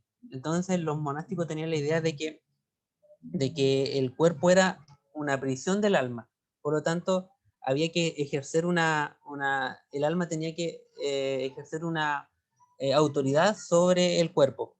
Y también tenía la idea de la tradición estoica, ¿ya? Que dice que era muy difundida en esa época y enseñaba que las pasiones son el gran enemigo de la verdadera sabiduría, y que el sabio se dedica al perfeccionamiento de su alma y de su dominio sobre las pasiones. Entonces, los monásticos tenían estas dos ideas, que eran dentro de la iglesia y fuera de la iglesia, y la tradición estoica, ¿cierto?, menciona de que, claro, hay que suprimir las pasiones, ¿cierto?, de esta vida para darle lugar a las cosas espirituales.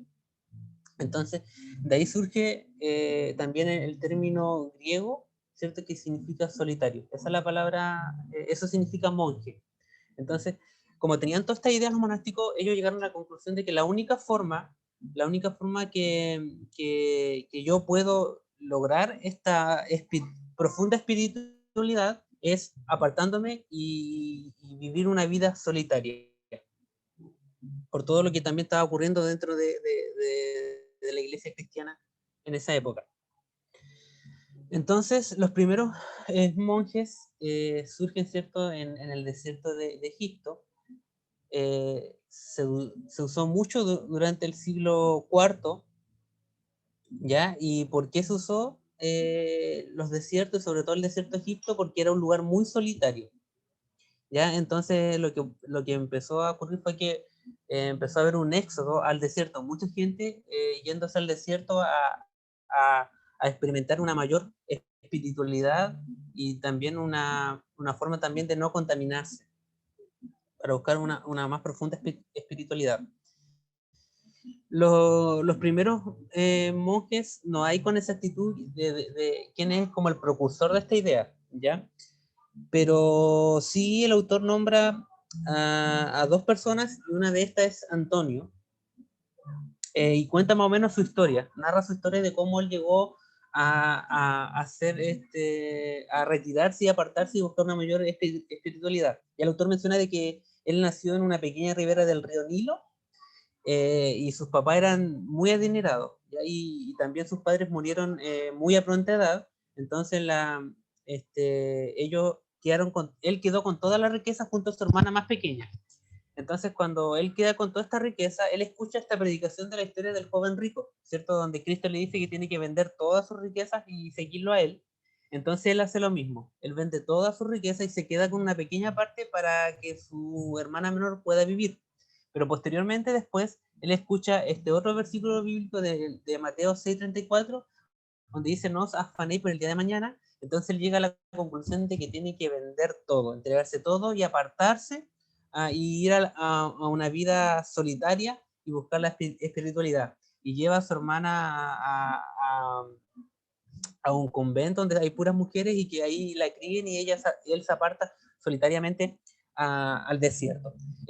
Antonio, se empieza a ser conocido por su profunda espiritualidad y su soledad y su sacrificio de haber vendido todo, de haber dejado todo y vivir humildemente en el desierto buscando la voluntad de Dios, la contemplación y todas esas técnicas que ocupaban para buscar una profunda espiritualidad. Entonces empezó a hacerse conocido y mucha gente empezó a seguirlo, pero él constantemente huía de sus seguidores porque él pensaba de que el relacionarse con los demás no era lo que Dios le pedía, sino que lo que Dios le pedía es que tenga una estrecha relación solamente con él y no con los hombres. Entonces por eso él siempre huía constantemente de sus seguidores. ¿Cómo era la vida de estas personas que practicaban y se apartaban en solitario? Su vida era de extrema sencillez. Ellos vivían con muy poca, incluso muy poca ropa, y cultivaban pequeños huertos, y algunos se sustentaban tejiendo cestas, y que después las vendían, y con eso también podían comprar, comían pan, frutas y legumbres. Muchos de ellos no comían carne. ¿ya? Y su vida era constantemente estar memorizando textos bíblicos, meditando en ellos y también contemplando. Y solo tenían la vestimenta necesaria, entonces eran muy extremadamente pobres ellos y vivían realmente con lo justo. Con lo justo. Esa era como su forma de vida de los monacatos. Después aparece también el autor nombra a Apocamio y lo asocia con el monaquismo comunal. Y aquí hace la diferencia de dos conceptos el autor. Él para referirse a los monásticos que vivían de forma individual y solitaria, los nombró como anacoretas. Eso significaba que ellos vivían una vida espiritual de manera individual y apartada. No se relacionaban con los demás. Así los nombró el autor, el concepto que lo da para nombrarlo. Y estaban los cenobitismos, ¿ya? Que uno de los precursores fue, o se dio de forma natural, pero Pacomio les dio mayor realce, y que era que vivían una vida en común. El cenotivismo significa vida común, y explica la forma de compartir la vida en común entre monjes. Surge de manera espontánea, pero Pacomio es quien le da la forma a este concepto. Y también explica y cuenta la historia de Pacomio. Y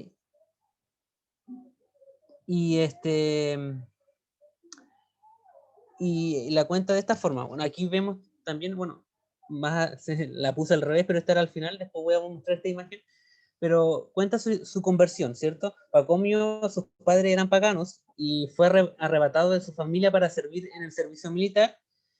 Y cuando se fue al servicio militar, él obviamente no quería, y para él fue una gran angustia, y fue consolado por un grupo de cristianos. Y fue tan impactante esto, el que haya sido consolado por los cristianos, que hizo votos para que él también pudiera servir de esa forma a los demás. Cuando él fue consolado por los cristianos, entonces él decidió hacer un voto. Y una vez que salga del servicio militar, él iba a servir a los demás de la misma forma como los cristianos lo sirvieron a él. Y de esa forma él, una vez que sale del servicio militar, él se convierte al cristianismo y busca también entender la fe de los cristianos y de la obra de Jesucristo. Entonces, él, cuando comprende la fe del cristianismo, él decide apartarse también, y decide vivir una vida solitaria dentro de, como todos los otros monjes, apartada de forma individual. Y cuando estaba en ese proceso de una mayor espiritualidad, él tuvo una visión por medio de un ángel, y y este ángel le da el mensaje de que él tiene que formar una comunidad de vida monástica. Entonces, él no tenía que apartarse de los demás seguidores, sino que tenía que vivir una vida monástica, compartirla con los demás. Y en su primer intento de formar una vida monástica, falló. Falló porque él dejó entrar a cualquiera a vivir parte de la vida monástica. Dejó a cualquiera que entrara. Entonces, la mayoría de los que entraron a relacionarse con él y a ver su vida, se burlaron de él. Lo encontraron ridícula su forma de vivir, entonces por eso falló. Entonces él hace un segundo intento, donde también él fue más selectivo al determinar qué persona entraba y se iba a relacionar con él, y también fue más disciplinario. Entonces, en su segundo intento le fue muy exitoso, y logró formar 9 monasterios, ¿cierto? Y aquí tenía la imagen. Ahí hay un monasterio en Egipto. El lugar de Egipto fue uno de los mayores precursores donde se dio esta vida monástica, ¿ya? Las razones eran porque obviamente es un lugar, un territorio muy solitario, muy apartado, y donde la gente va muy poco. Entonces, ¿cuáles eran las características de estos monasterios? Ya, porque la obra de Pacomio empezó a dar muchos resultados, entonces mucha gente empezó a adherirse a estos monasterios. Y ¿cuáles eran las características de estos monasterios? Antes de ingresar debían renunciar a todos sus bienes. Debían prometer obediencia absoluta, en este caso al líder, y todos participarían del trabajo manual, y nadie se consideraba superior a otro. ¿ya? Incluso Pacomio fue uno de los líderes, fue líder de los monasterios. A ellos se le nombraban, se me olvidó la palabra, pero por acá estaba, lo tenía anotado, era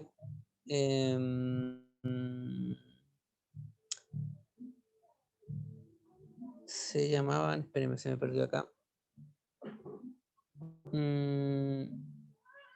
Se llamaban abad. Abad se llamaban a las personas que tenían la autoridad sobre el convento.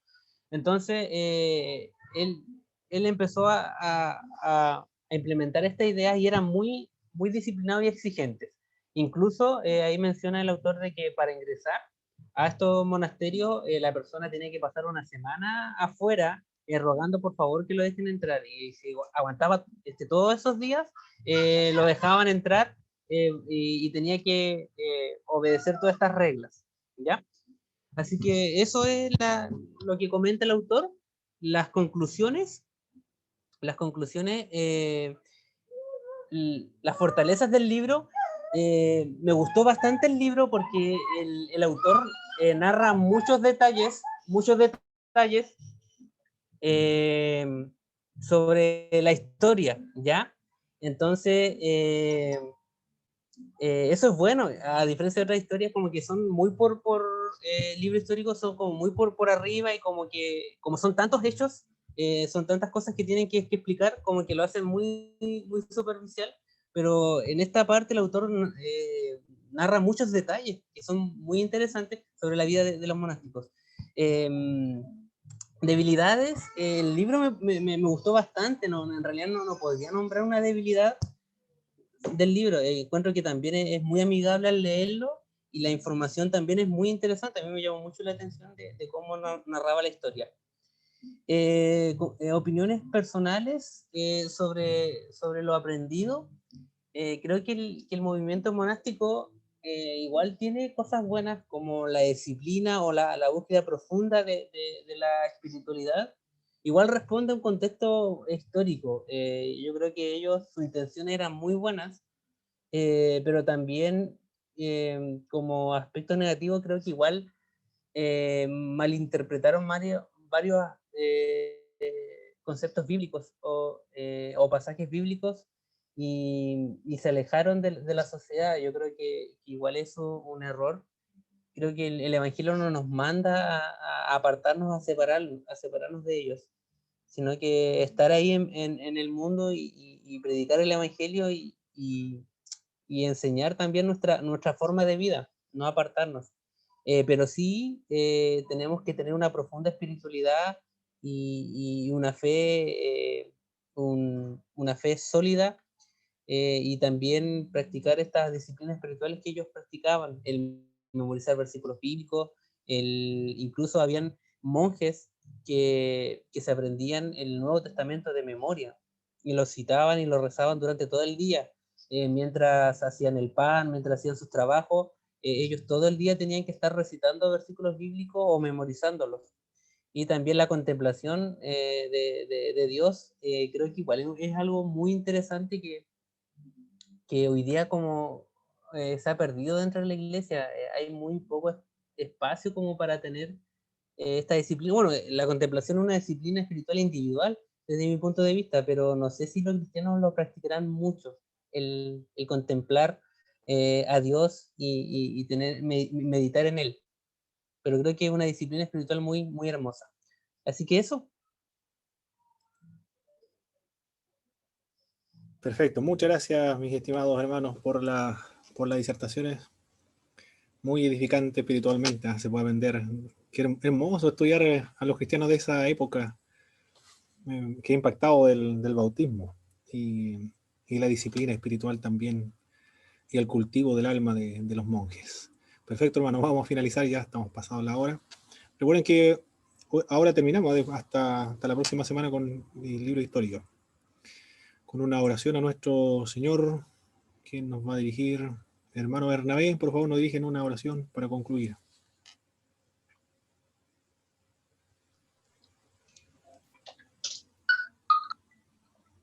Amén. Oremos, hermanos, al Señor. Padre, en el nombre de Jesús, estamos delante de tu presencia, mi Señor. Padre, con gozo en nuestros corazones, Señor, con gratitud en nuestras vidas por tu misericordia, Señor, y porque usted es bueno con nosotros, Señor, nos ayuda y nos da la oportunidad en esta tarde de poder estudiar, Señor, de poder escuchar tu palabra, Padre, de poder escuchar y ver, Señor, que nuestros hermanos han podido preparar una disertación para que podamos cada uno de nosotros también aprender de ella, Padre. Se te agradece, Señor, porque eres bueno con nosotros, Señor, y porque usted nunca nos deja, Señor, siempre está a nuestro lado, Padre. Y por eso estamos muy contentos, Padre. Bendice a cada uno de mis hermanos, Señor, que se ha conectado en esta tarde. A los que no han podido, Señor, pedimos que le dé la oportunidad para hacerlo también, darle los tiempos necesarios para que ellos también puedan estudiar. Y a nuestro profesor también, Señor, dale el tiempo necesario para que él también se pueda preparar para dar sus clases, Señor. Bendice a su familia también, Señor, y muchas gracias, bendiga a cada familia, Señor, representada en esta noche también. En el nombre de Jesús, muchas gracias, mi Señor. Amén y amén. Amén. Muchas gracias, Amén. hermano Bernabé. Bendiciones, mis estimados hermanos. Que estén muy bien, que descansen. Chao a todos. Buen día mañana, buen Chao. turno. Amén, Chao. amén. Bendiciones para todos. Buenas noches, hermanos. Amén, buenas noches. Estén bien, chao, chao.